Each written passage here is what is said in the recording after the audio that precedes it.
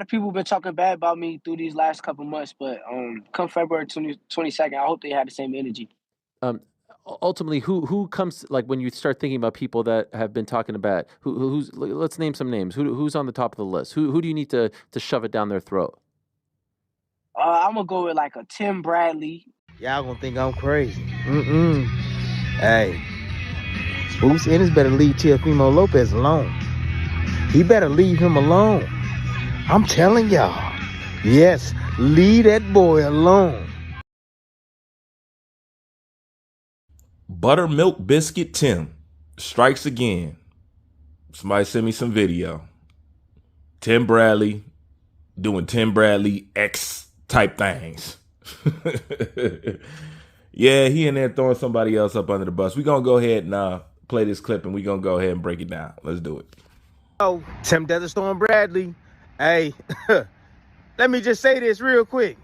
Who in the hell is scared of Devin Haney after that last performance? Shit, I come back at 147 or come back at 145. Shit. Now, let me just first establish, I told y'all back when Tim was talking about Turkey Al Sheik and all this other stuff, if you remember that video, these were my exact words. I said, Tim is jealous of this money that these fighters are getting. He's upset that this opportunity wasn't around when he was boxing. Therefore, he's mad at everything and judging this and judging that. No, it just came out of his mouth. I'm not surprised he said that. I told you these guys was jealous of the opportunity that these young fighters are getting. And I've been told you one of the first people I pointed out who got that in their mind is Timothy Bradley. I could see it all over his face because the stuff he was crying about made absolutely no sense. And then I had to sit back and I started thinking, I said, you know what, Tim?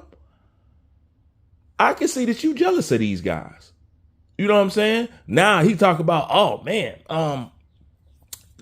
scared of Devin Haney to fight him at 147. Shit, I come out of retirement for that. That's what he always felt like. He's always wanted some of this money, and he hates sitting around on the sidelines doing this commentary while hearing they get millions and millions over there with Turkey Al Sheik.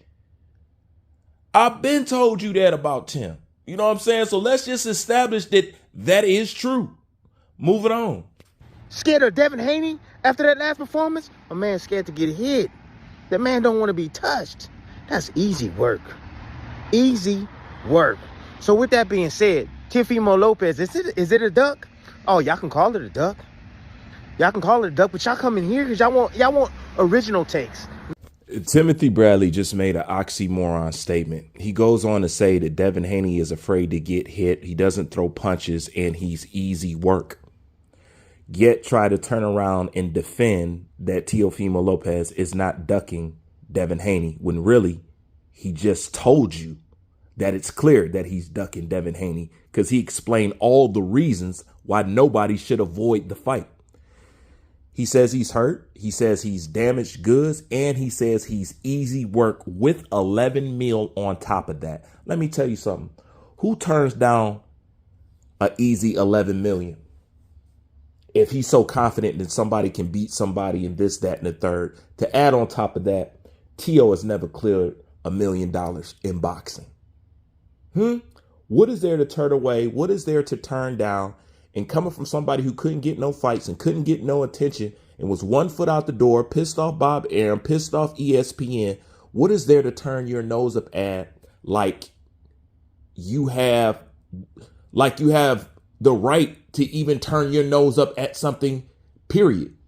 You do all this promoting to attract big fights and you get big fights to turn them down while you don't have another big fight secure in the background. What Timothy said makes absolutely no sense. Not takes that you hear from other people. No, original takes that's been in the game. And I see things a little differently than most people. That's why a lot of people don't understand what I be saying.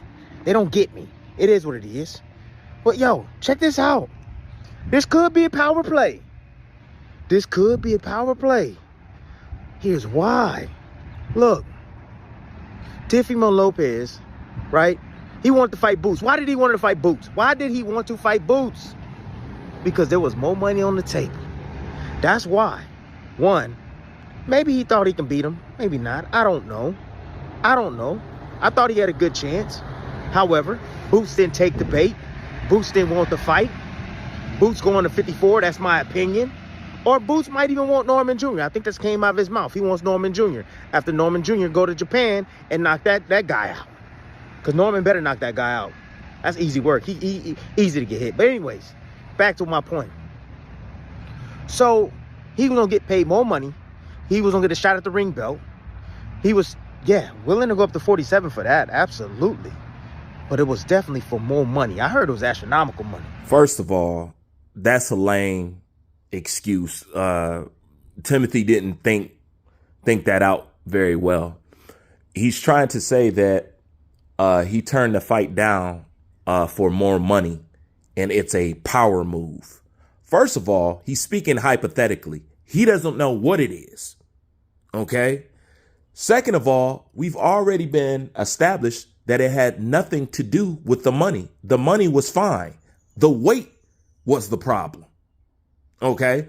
So he's talking out the side of his neck. But nonetheless, I didn't heard enough of Tim. I think y'all didn't heard enough of Tim. It's time to break down what's really going on with Tim. And the truth of the matter is, Timothy is nothing more but a good old-fashioned hater. That's all he is. Hater. And as you can see, he tends to go out of his way to hate on black fighters, or at least he has the most to say for black fighters. That's not shocking because a lot of you black fans are like that. You know, I try to teach y'all to play group sports in a sport that's not a group sport, but I know that went over your head. But he ain't nothing but a typical black dude on your block hater. We all know him. He's one of those. He's jealous of the money that he sees. He's jealous of everything. But most importantly, he's the worst type of person because he's the type of person that will envy you behind closed doors. Timothy Bradley, low key, is a certified snake. And you know it's messed up when even Teofimo Lopez can call you out for being a snake. Tim Bradley in the fighters meeting, we was talking, and he's like, you don't just call out anybody without knowing you could beat them. And he's like, you know something about Crawford that no one else knows. That's why you're calling him out. And then he told me himself, I know what you know, because I sparred with Crawford when I was younger, and he was inspiring him, getting him ready for a fight. I don't know who he fought, but he said he was getting him ready. Crawford was sparring with Bradley, getting him ready for a fight. So he's like, you know what his weakness is. Mm-hmm. And even though at the time I'm like, okay, yeah, I could hear you out, but it's like, isn't that your man? Why you telling me all this? Isn't that your man's? Mm-hmm. It's a lot of fake. There's a lot of fake motherfuckers out there. So while we talking about all this Devin Haney talk, let's freeze that and let's talk about how you believe and went up to Tio, talk about he can beat Crawford and Boots. So let me get this straight. You think, or you're going up to him telling Tio he can low-key beat Crawford and Boots. You criticize Devin Haney, and you definitely talk shit about Shakur, and you definitely talk shit about Gervonta Tank Davis. Yet, when it came to Vasily Lomachenko, who's been ducking person after person after person, you were reluctant to say anything until you were forced to because it was unavoidable. Because you've been jumping on these other fighters' back so hard, they call your ass out on it. And once he finally did say something, look how somber and sad Timothy Bradley is to have to report that Vasily Lomachenko out here ducking. You want to call this a duck? It's a duck. There's no doubt about it. It's literally a duck. But I think it's something deeper, man. And I keep saying that, but because Loma's the type of guy that don't duck any smoke.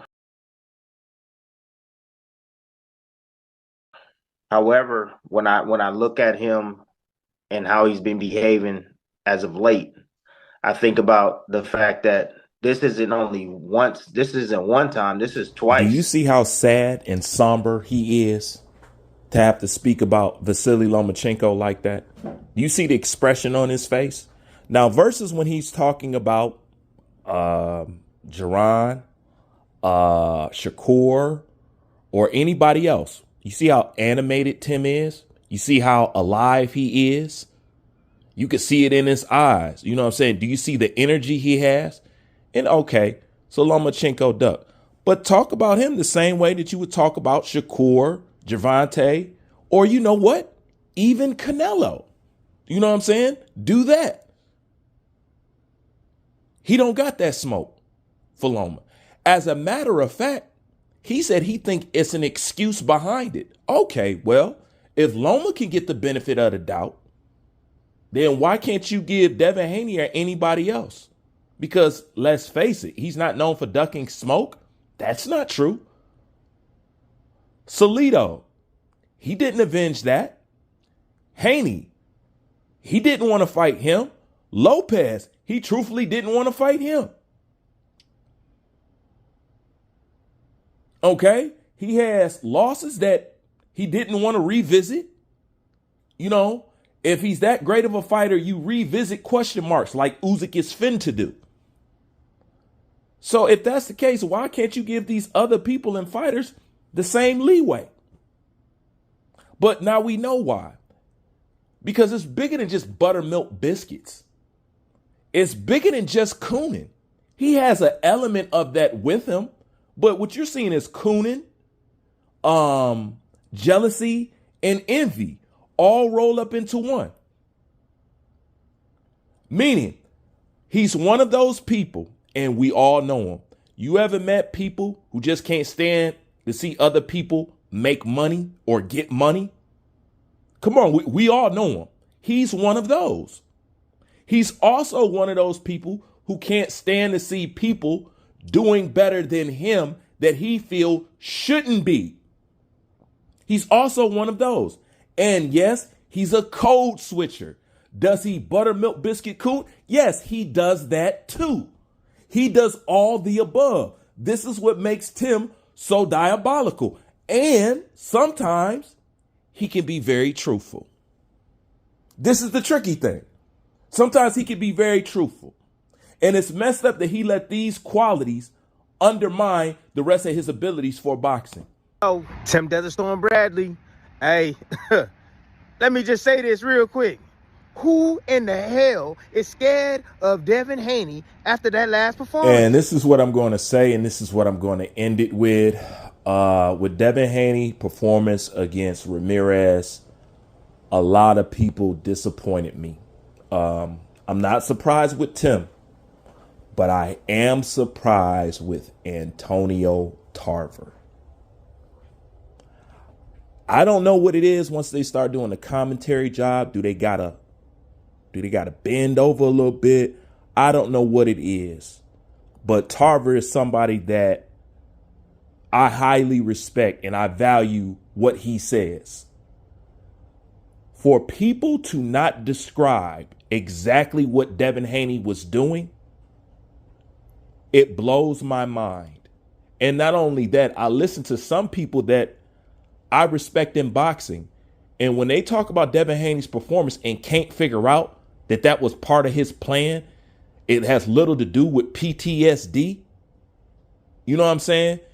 Because, you know, Devin could have took more time off or whatever and whatnot. But the fact that they didn't break down, hey, folks, this may not be an entertaining fight, but this is part of the game plan. He's trying to secure the... Nobody said that.